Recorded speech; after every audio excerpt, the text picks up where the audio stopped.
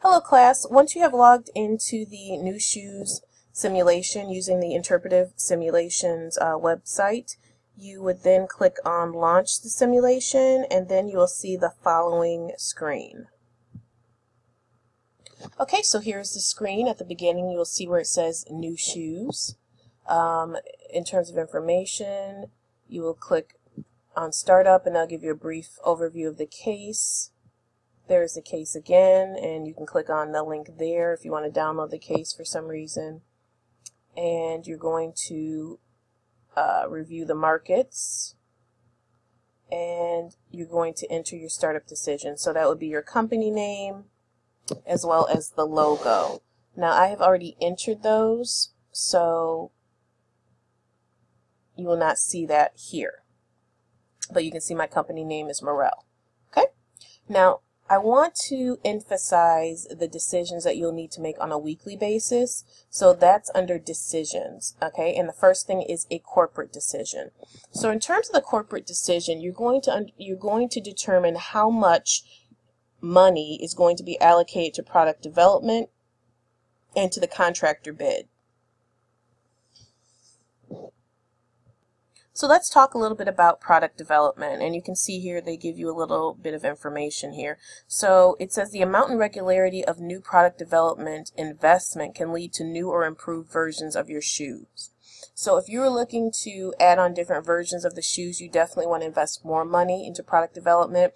If you're going to take a standardized globalization approach and use the same style of shoe for each of the new markets that you're going to enter, you may not want to invest as much.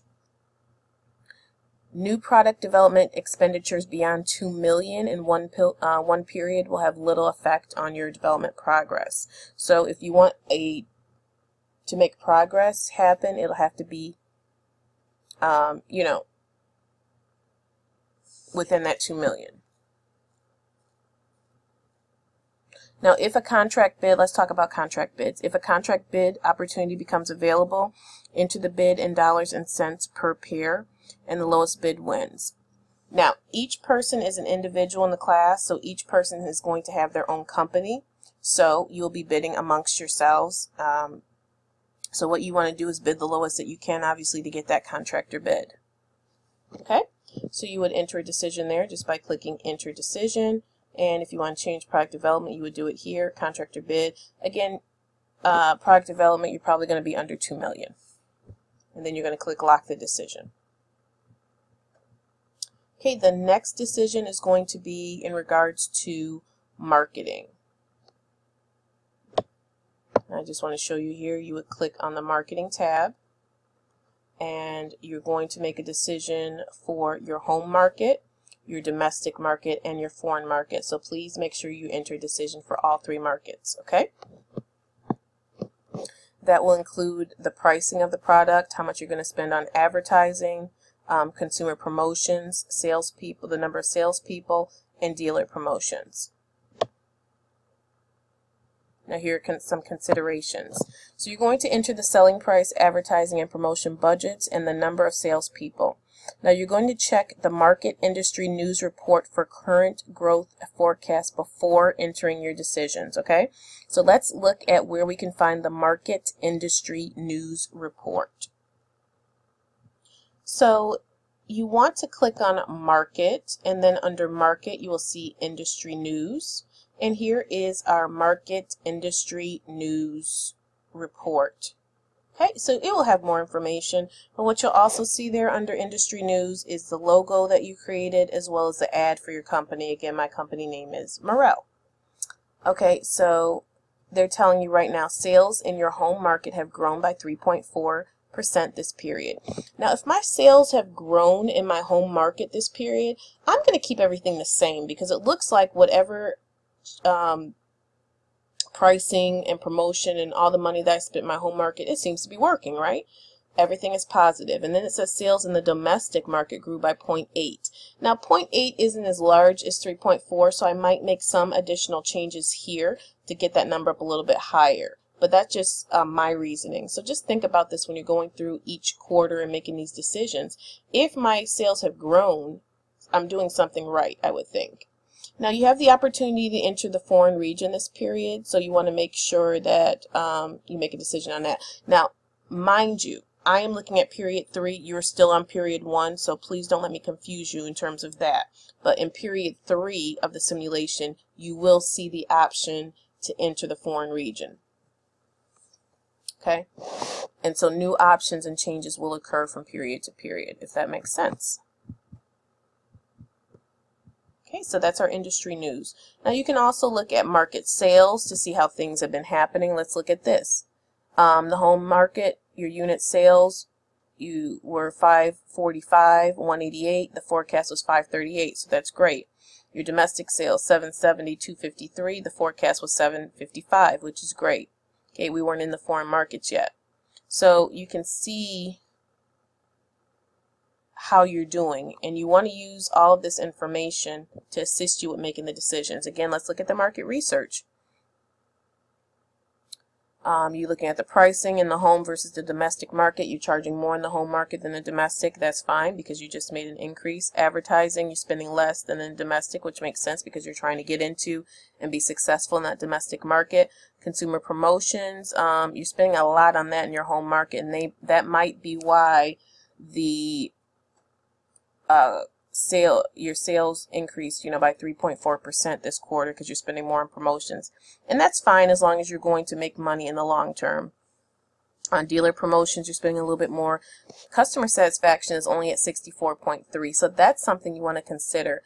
You want your customer satisfaction level to be obviously as close to 100% as possible. You may never get to 100%, but 64%, that's average. So you want to work on that.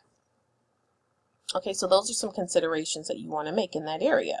So now, when you're getting ready to enter information about marketing, you've read the market industry news, you've read about the sales, you've read about the market research, and it allows you to make an educated decision. So then you're going to enter your decision, lock it in, submit. Okay, so the next category is market research. You're going to want to buy market research each decision period because that gives you information to make vital decisions for the upcoming period. So you would just buy the market research, and you can buy company research, market research, you decide. I usually buy both. The more information I have, I feel like I have a better idea of how to make an educated decision. Creative design, you can change this if you choose to do so. Again, under creative design, you'll see my company logo and my company ad. Again, get creative. Please get very creative when you're doing that. But it allows you to see that and make changes if you need to. You may find out that the logo doesn't work well in every country you're trying to get to, so you're going to make a more universal logo. And then finally, what you'll see is your decision summary. This page will summarize all of the decisions that you have made this quarter. It'll show you your current and previous, so you get an idea of any changes that you've made, and you also will later see how this will impact your organization as a whole. So that's it on how to make decisions. Another thing I want to show you is located under the Company tab. When you look at the Company tab, you will get an overview of the decisions that you've made and actually the results of those decisions. So this is the performance, okay? So right now I'm in period 3, and my revenue is 23 million, gross margin 17 million, which means my net profit was 6 million for this quarter. Okay, so it allows you to go through and also look at the income statement for your company with the cost of goods sold, the expenses, the net profit again, your market share, return on sales, and product development. So definitely this is showing you, based on all the decisions that you've made to date, how your company is doing. And then I want to show you one final thing.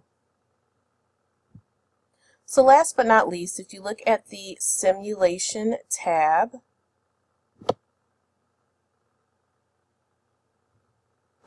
and you click on Comparative Results, This will allow you to see your company in comparison to everyone else in the class. So you can kind of see how you're doing overall, and remember each person represents a company. You probably won't know who is who by their because everyone should be picking a creative company name. So it allows you to basically anonymously look at your company and compare it to the other people in the class. So now it's a competition, and you obviously want to be number one because Morel right now is number one over Sky, just to give you an example. So you want to maintain that status, right? So using all of the information that you've gathered, it kind of gives you an idea of how to do the best you can and to finish on top of the simulation. So I thank you for your time. Hopefully now you understand how to make decisions, where the information is found to make the decisions, how to look at the results of your decisions, as well as to look at how you compare to the other companies in the course. Have a great day.